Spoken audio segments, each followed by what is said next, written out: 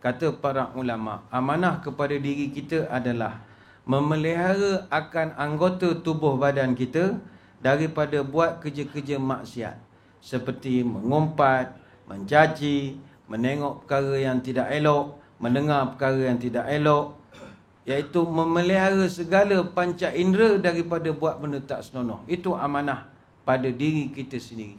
Termasuk juga amanah adalah memelihara setiap anggota badan kita ini daripada kerosakan. Baik tu ingat tuan-tuan, tuan-tuan yang sakit kerana tak jaga badan, malaikat akan tanya kau esok dalam kubur, kau apa kau makan sampai teruk dengan jantung kau sumbat 6 ni, apa hal ni? Kena jawab. Sebab semuanya amanah. Amanah.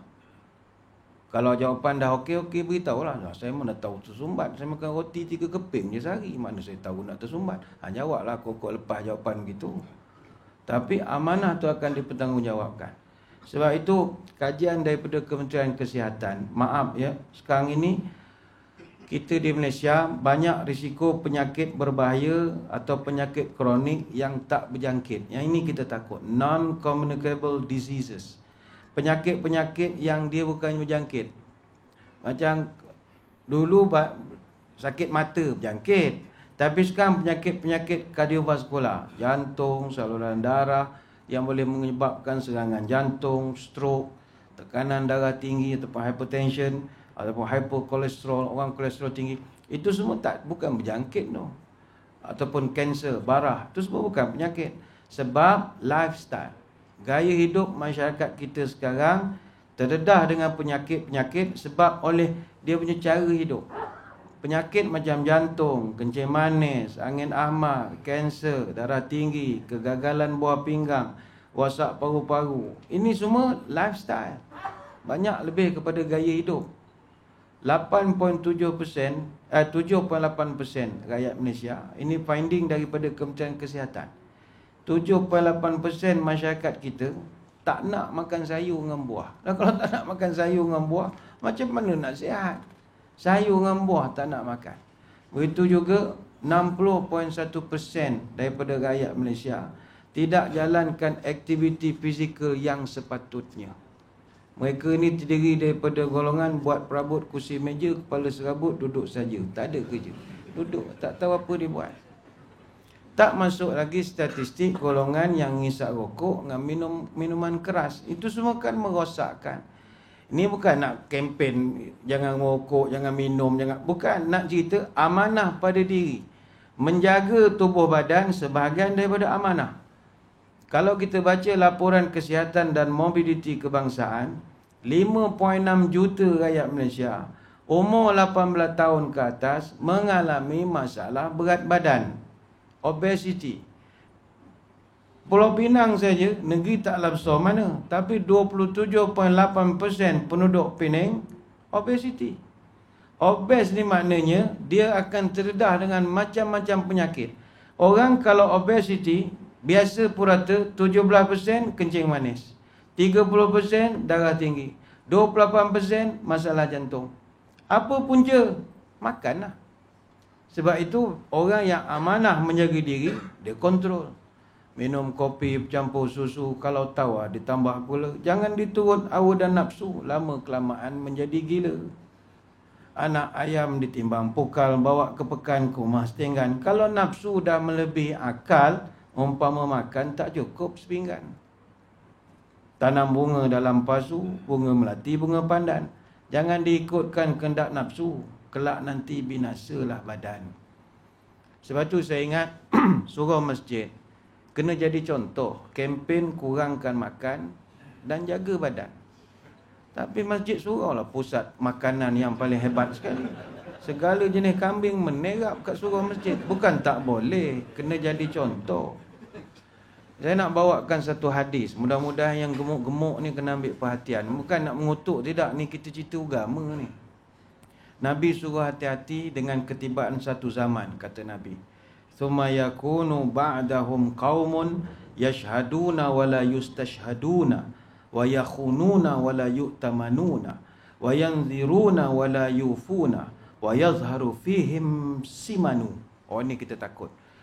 Kata Nabi dalam satu hadis riwayat Bukhari Muslim, akan datang satu zaman munculnya satu orang kaum atau manusia itu, dia nak jadi saksi. Tetapi kesaksiannya tak boleh dipercayai. Mereka ini berkhianat dan tak boleh diberikan amanah. Dia mesti khianat. Mereka suka bernazar tetapi tidak suka memenuhi nazarnya. Wa yazharu fihim simanu. Dan badan mereka gemuk-gemuk, kata Nabi. Hadis riwayat Bukhari Muslim.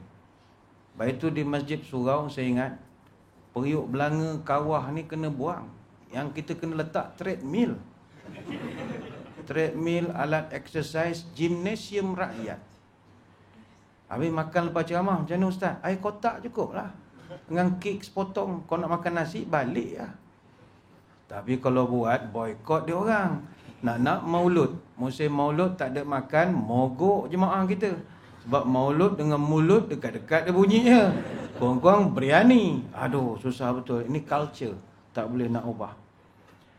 Hadis tersebut bukanlah bermaksudnya tuan-tuan yang badan gemuk berdosa siang malam. Tidak. Gemuk itu kalau kerana kejadian badannya memang gemuk, itu tak apa. Memang dia keturunan gemuk. Tak boleh buat apa. Dia makan ke tak makan ke, puasa 6 ke puasa 10, itulah badan dia. Perut dia yang boroi itu memang daripada kecil, itulah perut dia. Tak boleh buat apa, six pack ke apa memang tak dapat, itulah rupa perut. Itu tak apa. Tapi disebabkan terlampau banyak makan, minum dan bersenang-senang, itu yang kita khawatiri. Baik itu mari kita jaga makan. Bukan dengki nak makan, makanlah, tak ada masalah. Sebab orang kita kalau bab makan ini payah, peluh berkira, makan berselera. Masa makan bersimbah peluh, bila bekerja asyik mengeluh. Pucuk lebah, gading gajah, bekerja segan tapi makan gagah. Habis majlis ni sekarang banyak lauk, lamalah duduk. Banyak kuih, duduk tak beralih. Itu masalah orang kita dengan bab makan. Kita kalau nak ikut Nabi ya, Nabi tak pernah kenyang 3 hari berturut-turut. Kita malam ni dah berapa hari kekenyangan sejak pada korban lagi tu. Orang faham panggil Se'eh ni penuh sangat, padat sangat dah. Dah tak ada ruang, perut tu tak ada dah. Penuh berapa hari dah. Lagi mau ditepuk dada kata cinta Nabi. Kau kenyang hari-hari, kau cinta Nabi apa? Nabi dia akan pastikan dia kenyang 2 hari. 2 hari, hari ketiga dia slow. Ataupun sehari dia kenyang, esok dia lapar. Kalau dia tak puasa pun dia reduce punya makan. Sebab dia takkan kenyang 3 hari berturut-turut. Ayat yang tuan-tuan selalu dengar saya sebut, Nabi makan sikit, kita sikit-sikit makan. Itu beza. Nabi dia jaga makan, kita asal berjaga makan, saya berjaga makan. Nabi makanannya semua jadi ubat, kita ubat jadi makanan. Dan terbalik, padan muka. Segenggam telan ubat hospital pagi-pagi. Orang kita ni payahlah tuan-tuan. Kalau nak kempen bab makan ni susah. Nak kalau dia makan kambing bakar, rasa masuk surga sangat dah tengok muka tu. Sambil makan tu macam, ya Allah, masuk surga dah aku ni. Nengok muka dia makan kambing bakar tu nampak dah dia confident masuk surga. Walhal, kata Anas bin Malik radhiyallahu anhu dalam satu hadis riwayat Bukhari, ma akalan nabiyyu khubzan muraqqaqan wala syatan masmutatan hatta laqi Allah. Kata Anas bin Malik radhiyallahu anhu, Nabi tak pernah makan roti yang empuk, tak pernah. Dia makan roti yang boleh empah kepala orang tu. Itu dia makan. Roti lembut-lembut ke dunia. Kita kan kalau makan restoran Arab rasa masuk surga dah. Makan restoran Arab ni, tarik roti tu masya-Allah, Allah akbar.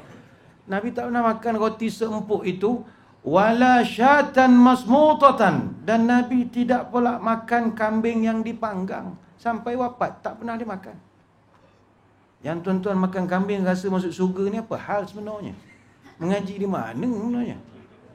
Kambing Nabi makan tapi bukan panggang, bergolek macam barbecue macam buffet Ramadan tu dah.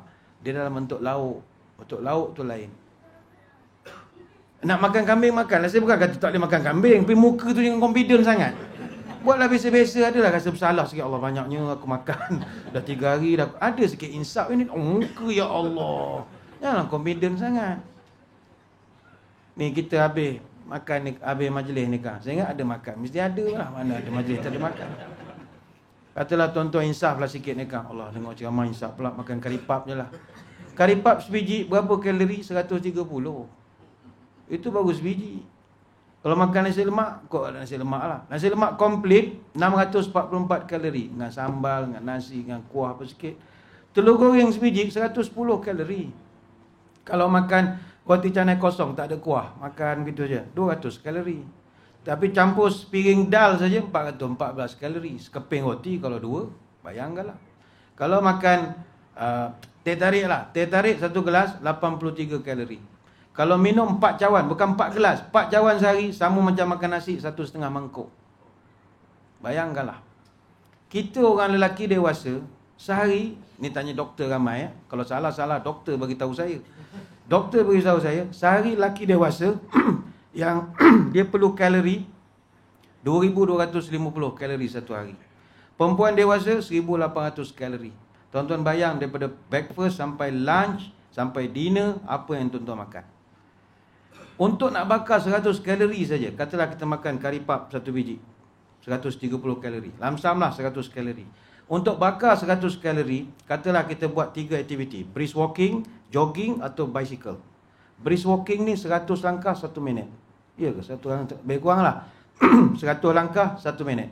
Mana kalau tuan-tuan buat 100 langkah 5 minit, tu bukan brisk walking, terhegeh-hegeh namanya. Dia laju, jalan laju. Untuk nak bakar 100 kalori, brisk walking kena buat selama setengah jam. 1 biji karipap, setengah jam jalan kaki. Berbaloi itu pun tidak. Tuan-tuan, kalau nak jogging 15 minit. Nak bersikal 10 minit. Itu pun makan seketul saja karipap. Tuan-tuan bayang kalau makan 10 biji karipap lepas ni sekarang. Pok kita seorang. Makan pula nasi, teh tarik sampai 2 cawan. Bayangkanlah, kalau badan kita jadi rosak, tuan-tuan agak malaikat tak tanya ya, apa badan kau rosak? Mesti kena tanya ya. Maka jagalah makan. Ni bukan tak boleh makan, makanlah, tak ada masalah. Bukan papan di tarah kita makan, bukan menterdarah. Itu yang pentingnya. Makan bismillah, nak manjangkan sedekah orang, cakap sikit dengan makanan. Teh tarik, aku minum kau, kau jangan makan aku. Amin, minum. InsyaAllah sihat, mudah-mudahan.